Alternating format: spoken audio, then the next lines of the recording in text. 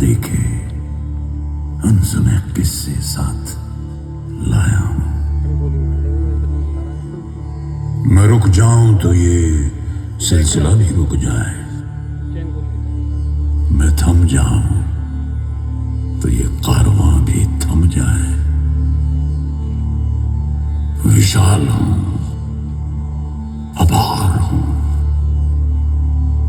सुनी कहानियों का जागीरदार नहीं, मैं खुद कहानीकार हूं। मैं वक्त हूं, वक्त। आज आप सब मुझे अपने कुछ कीमती पल दे रहे हैं।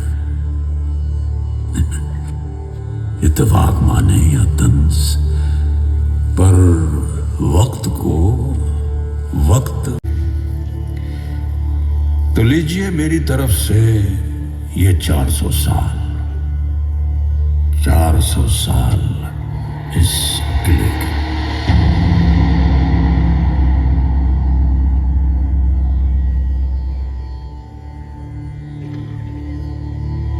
ये वही दिल्ली है जिसे 7 बार उजाड़ा और फिर बसाया गया।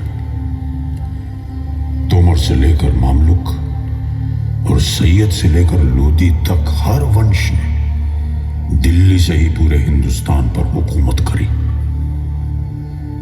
कहा जाता है आज से 5000 साल पहले यहां से कुछ ही दूर पांडवों की राजधानी इंद्रप्रस्थ भी हुआ करती थी। और इन सब के बीच एक ऐसा वक्त आया जब मुगलिया हुकूमत ने इस पर अपना परचम लहराया। सियासी वजहों के तहत शाहजहां ने अपनी पुरानी राजधानी आगरा को छोड़कर इस लाल किले की बुनियाद डाली और दिल्ली को अपनी नई राजधानी बनाकर यहीं से पूरी मुगल सल्तनत पर हुकूमत का आगाज किया।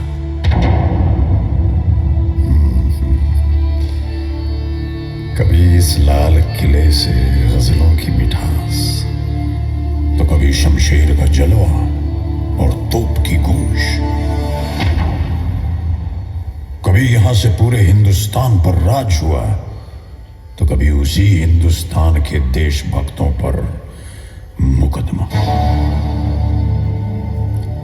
न जाने कितनी दफा इसे लूटा गया, इस पर खौफनाक हमले हुए। न जाने क्या क्या देखा है इन दीवारों ने, पर यह लाल किला ही तो है जिसने मुझे यानी कि वक्त को ये सब सहने के बावजूद मात दे दी। न सिर्फ पिछले 400 साल से ये यहां बेबाक और निडर खड़ा है, बल्कि आज भी हिंदुस्तान का बुलंद निशान है।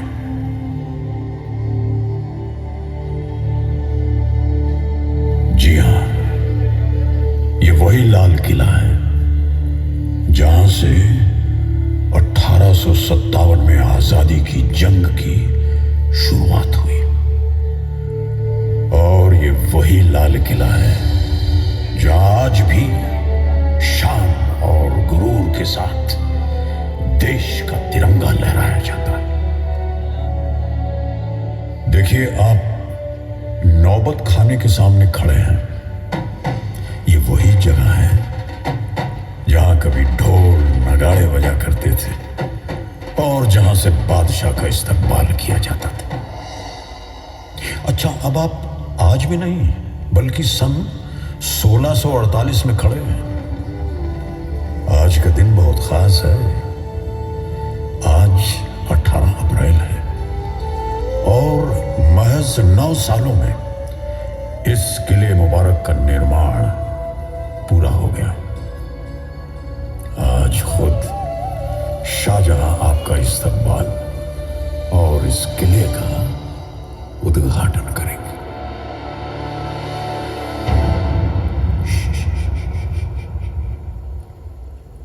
अपनी नजरें जरा नीचे कर लें। की चहेती बेटी, शहजादियों की शहजादी जहानारा अपनी कनीजों के साथ नौबत खाने की तरफ तशरीफ ला रही है।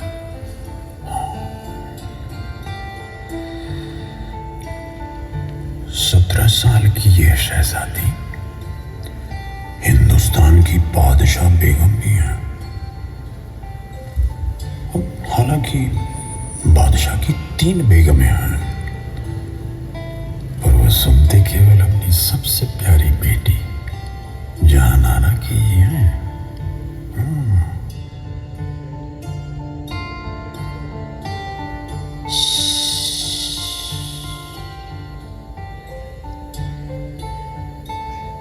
कुछ सुना तुमने? क्या सुनना है बादशाह बेगम? कल कल बहती यमुना की लहरों की आवाज, कितनी सुरीली है इसकी तान। वालिद साहब ने अपनी नई राजधानी के लिए ये जगह चुनी है। यमुना हमारी हिफाजत भी करती है, खुशहाली, तरक्की और हमेशा आगे बढ़ते रहने की नसीहत भी देती है। सुनो, गौर से सुनो, यमुना गाती है। जी बादशाह बेगम, सचमुच बहुत सुरीली है ये आवाज। जैसे छेड़ दिया है किसी ने राग दरबारी। नहीं नहीं, ये तो है राग हिंडोल। शहजादी साहिबा, देर हो रही है, हमें चलना चाहिए। बादशाह हुजूर दीवाने आम पहुंचते ही होंगे। हाँ हाँ, तो फिर चलो, जल्दी चलो। आज तक आप शाहजहां से सिर्फ किताबों के पन्नों में मिले होंगे। आज मैं आप सभी को उनके दरबार में शामिल होने की दावत देता हूं। अब आप कोई और नहीं है, बल्कि शाहजहानाबाद के निवासी हैं। तो चलिए चलिए, जहां पना सबके इंतजार में बेचैन हो रहे होंगे। चलिए चलिए, जल्दी चलिए।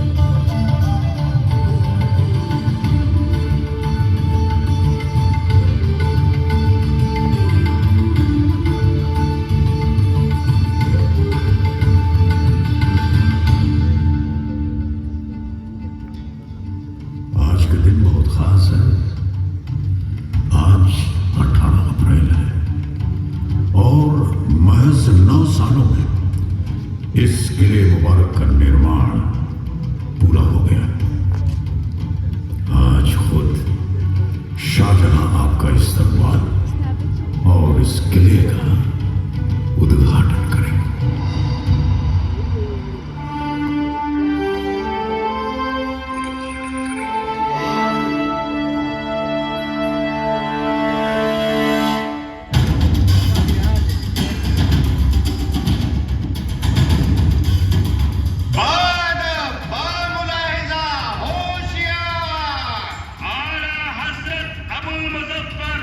शहाबुद्दीन मोहम्मद साहिब बिलाल सानी जिले सुबहानी शहंशाह हिंदुस्तान।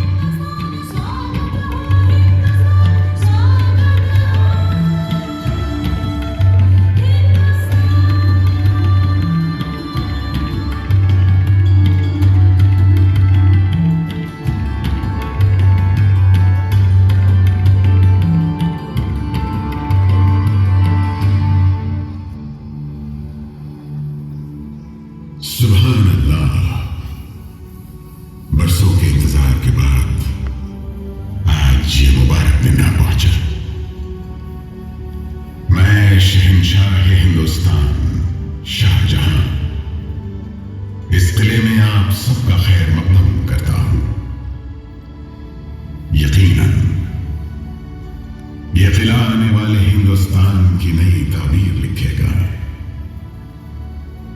दिल्ली के लोगों, ये लाल किला मुबारक हो।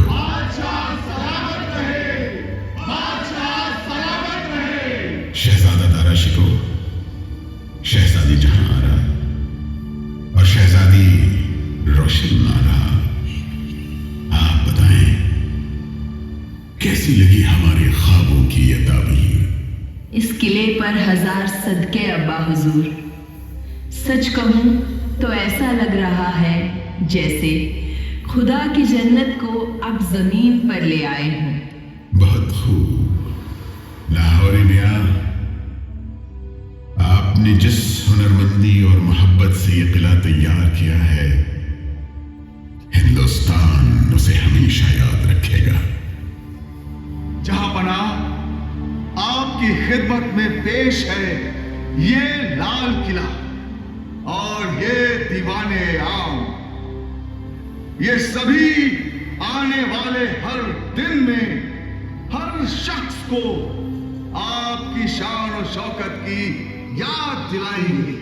शहंशाह सलामत रहे, मुबारक हो ये लाल किला।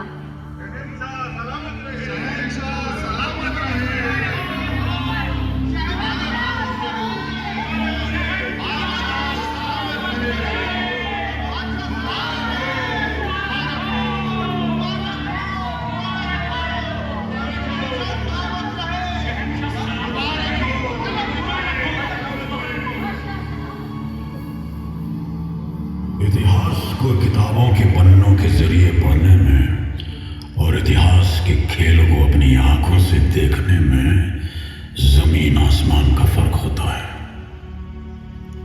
आज इतिहास आप सबके लिए इतिहास में रहकर हकीकत में बदल जाएगा। अब आप सन 1657 की तरफ बढ़ रहे हैं। आइए, मोती मस्जिद, ये खास महल और रंग महल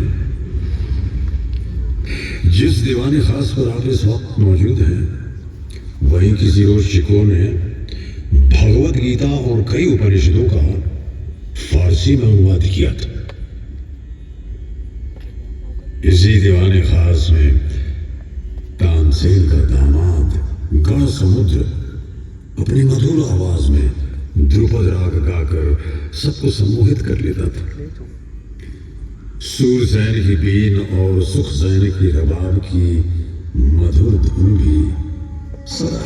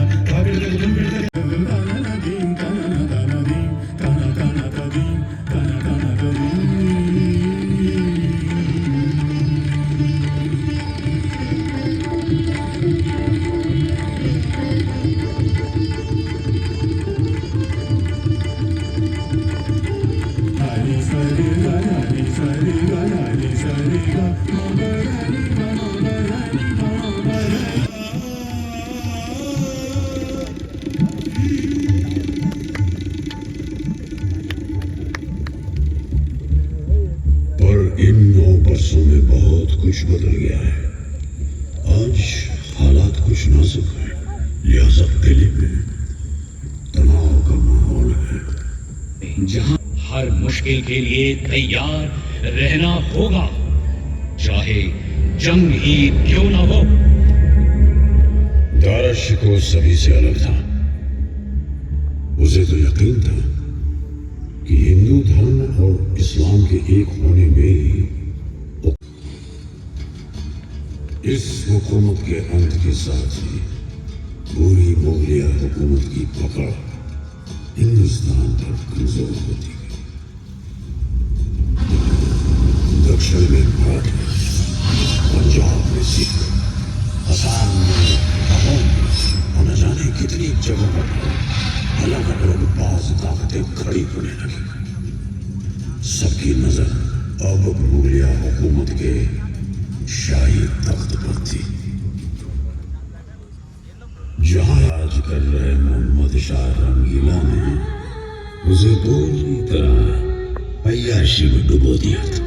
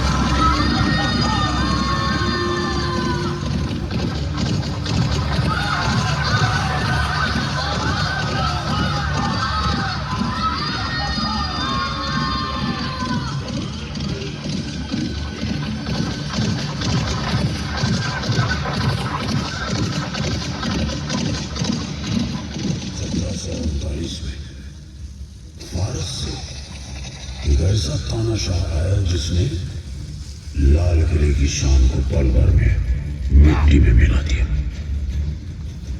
वो तानाशाह था नादिर। उसने दिल्ली की इज्जत को तार तार कर देने के बाद रंगीला को अपना बंदी बना लिया। मैं हूं नादिर शाह अफसार। लोग कहते हैं मुझे नादिर कुली बेग फारस की तलवार। दिल्ली को मैंने दिल से लूटा है। अब तो बस एक ही तमन्ना है, ये तख्ते ताऊस, तख्ते ताऊस, आज और अभी से ये तख्ते ताऊस हुआ हमारा, नादिर शाह अफसार का।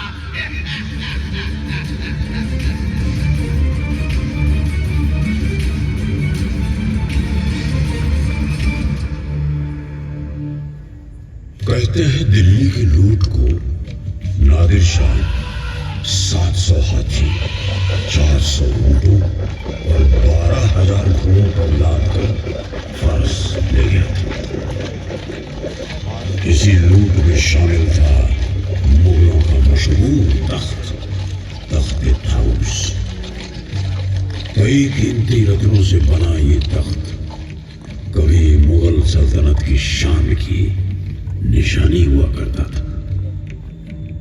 न जाने कितने दिनों तक जली थी ये दिल्ली, पर इस डगमगाती हुई हुकूमत के पास अभी एक और नूर बाकी था, कोहिनूर। वही कोहिनूर जो आज ब्रिटेन में मौजूद है। उस जमाने में कोहिनूर का वजूद महज एक अफवाह थी। अब कैसे न होती।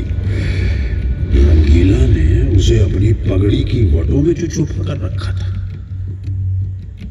किसी को नहीं मालूम था कि वह कीमती हीरा इसके पास है।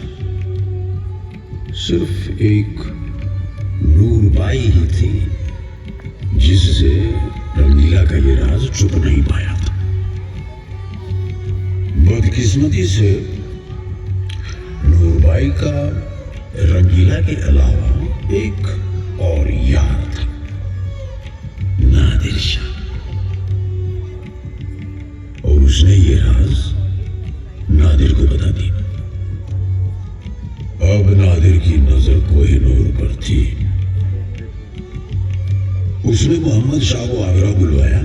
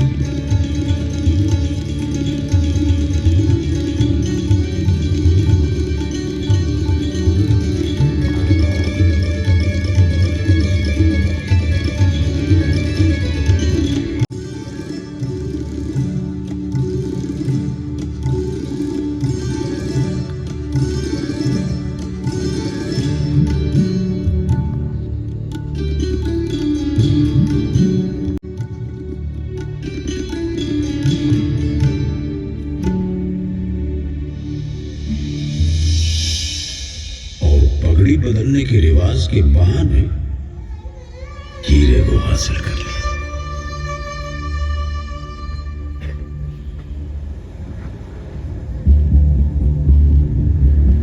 खौफनाक हमलों, लूटपाट और लंबे संघर्ष के बाद कभी शाम से खड़ा ये लाल किला अब खोखला हो गया था। 18वीं सदी में मुगल बिखरने लगे थे और सल्तनत कमजोर पड़ती जा रही थी।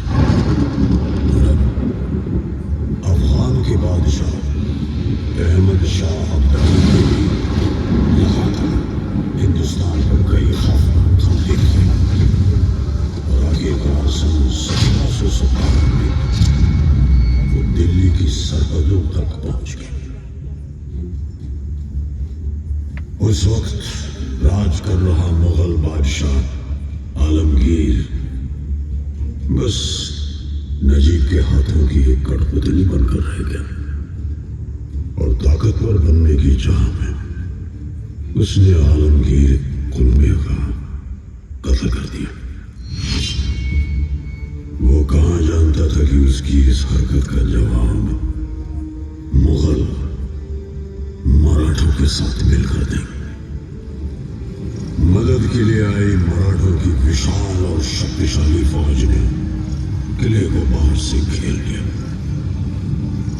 अब नजीब या तो मराठों की हर शर्त मान ले या फिर मरने के लिए तैयार हो जाए।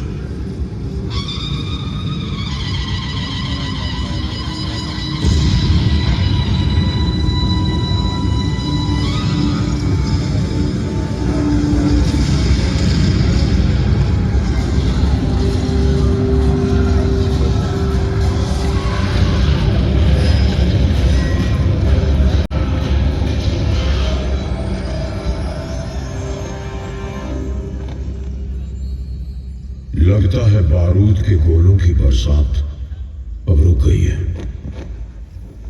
शायद नजीब ने मराठों की सभी शर्तें मंजूर कर ली। मराठों ने आलमगीर को तख्त पर बैठा तो दिया, लेकिन दिल्ली में अब पेशवा का ही राज था और लाल किला।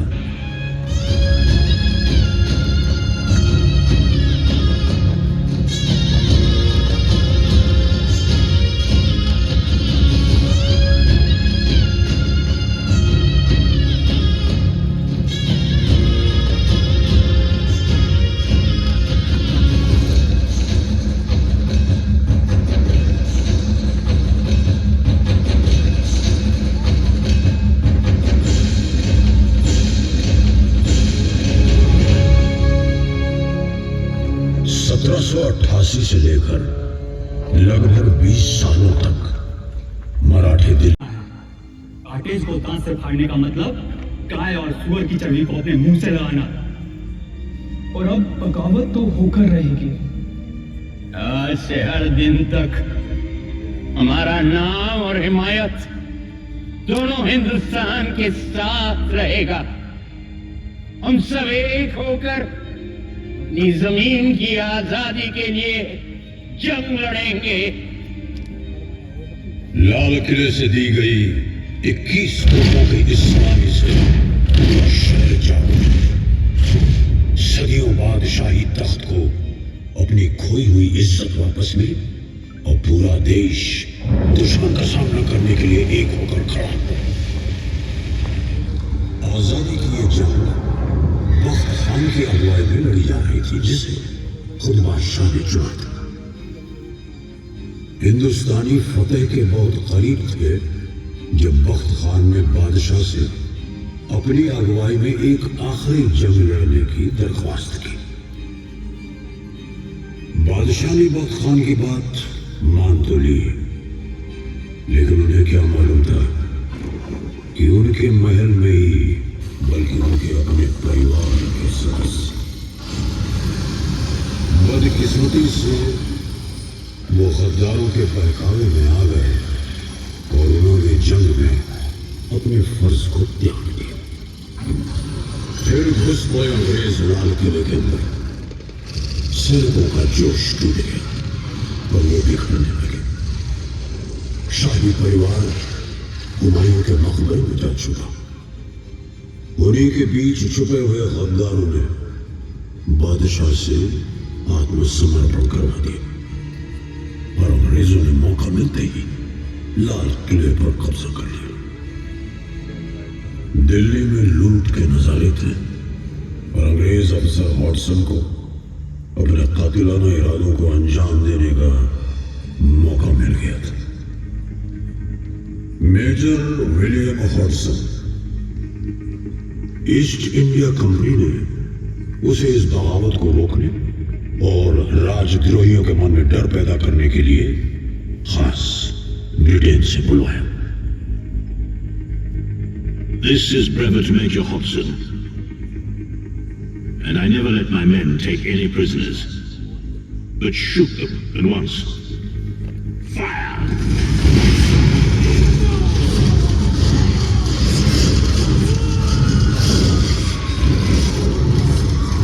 और फिर अंग्रेजों ने लाल किले में चलाया पहला राजद्रोह का मुकदमा। कई शहजादों को फांसी दी, कई इनकलाबियों को मार गिराया। मुकदमे के नतीजे के बाद बादशाह को देश निकाला देकर रंगून बेच दिया गया। कितना है बदनसीब जफर, दफन के लिए 2 गज जमीन भी न मिली। कुएं यार।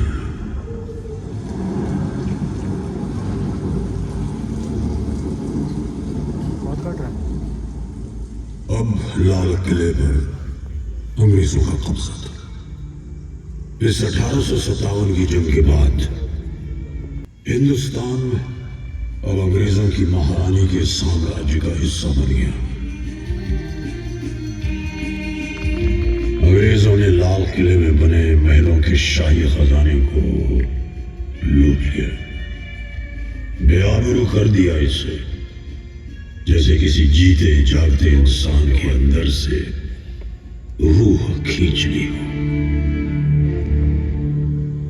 1857 में जो आग देश की आजादी के लिए उठी थी, अंग्रेजों ने उसे दबा तो दिया, लेकिन उस आग ने ज्वाला का रूप ले लिया था। देश को हिंदुस्तान का प्रतीक बन गया। अब हिंदुस्तानी जानते थे कि अंग्रेजी हुकूमत को हटाना है तो लाल किले पर भारत का झंडा फहराना होगा। 1941 में हिंदुस्तानियों ने आजादी की तरफ एक और कदम बढ़ाया और हिंद फौज का जन्म हुआ, हिंदुस्तान की अपनी फौज। इस आंदोलन की शुरुआत की Subhash Chandra Bose. We have undoubtedly traveled a long way towards the goal of Swaraj, but complete independence has yet to be won.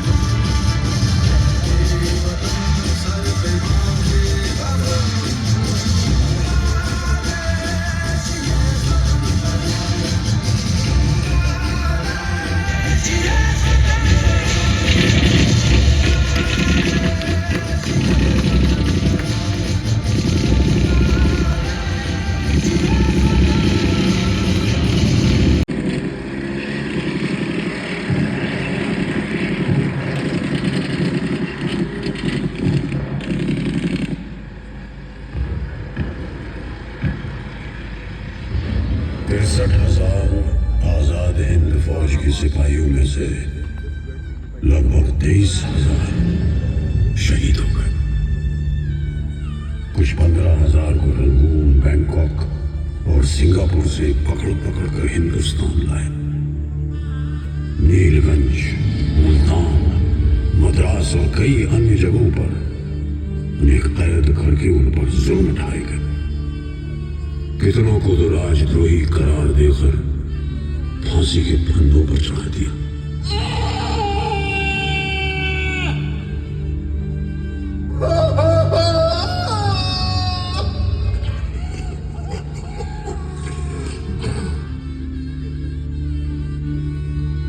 या फिर घटना स्थल पर ही गोली मार दी।